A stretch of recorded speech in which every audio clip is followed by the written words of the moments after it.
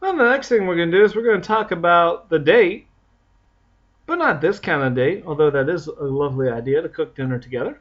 We're going to be talking about pulling the date and time from the computer's memory and utilizing it in a program. Just going to show you that. It belongs to the java.utility class. So go java.utility. You see it right here at the bottom, the date. We're going to just use the asterisk, though, to import everything. What we're going to do is we're going to create an instance right now of the date. So date, we'll call it today, equals new date. And what I did by leaving this blank is I created an instance where it's just going to pull today's date. It should. Let's see if this works. Yes, if I run a print line, it should print today, which is Monday, October 27th at 18:56 Central Time, 15 seconds into the minute. Very good. If I put in, now, the computer's mind, this is something very important to notate, so I'm going to go ahead and do so to the point where I'll type it. The computer thinks in milliseconds.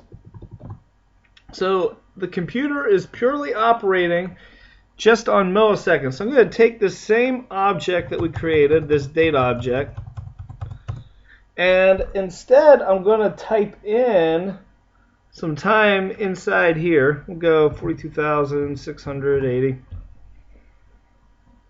And let's see what that does. That constructs a date object for a given time in milliseconds elapsed since January 1st, 1970. So this is the way the computer will think backwards in regards to time. So if I increase that by 1, that may or may not change it because it's in milliseconds. I'm going to say it probably doesn't. Yeah, it didn't even move the needle. What if we put a negative there? Will that move it forward? Let's find out. Nah, it moved it forward a little bit. Oh, didn't really though. So that's kind of cool. The other thing that we can do is we could return it today.toString. So it returns it as a string that we can work with, which again is now this time.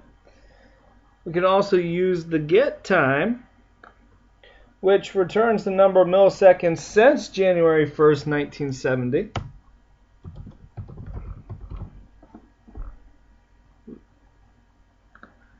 Did I put that in the right spot? Okay, so this is how many milliseconds have occurred since January 1st, 1970 in Greenwich time, which is the main spot.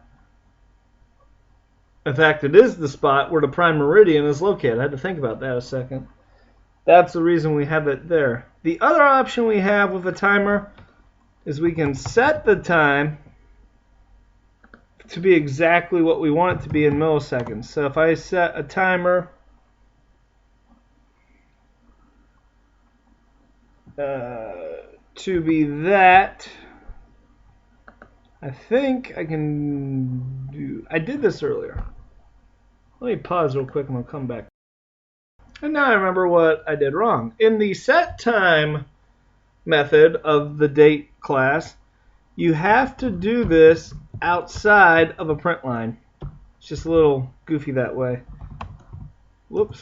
So if I set it, the set time, 23 milliseconds, then that is what, when it prints, it will return as the 23 milliseconds.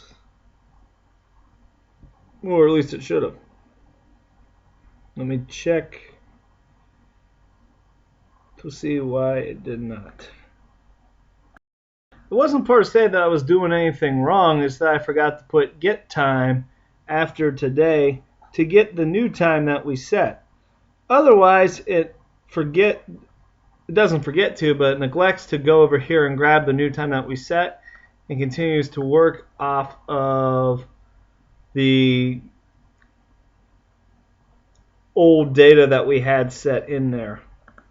That's what I was looking for, the old data that we have set in there. So if you want to set the time to a specific time, let's say you're trying to set up a course where you had 5 minutes to do something, you'd figure out what 5 minutes would be in milliseconds, and then set up your date and time to work that particular way.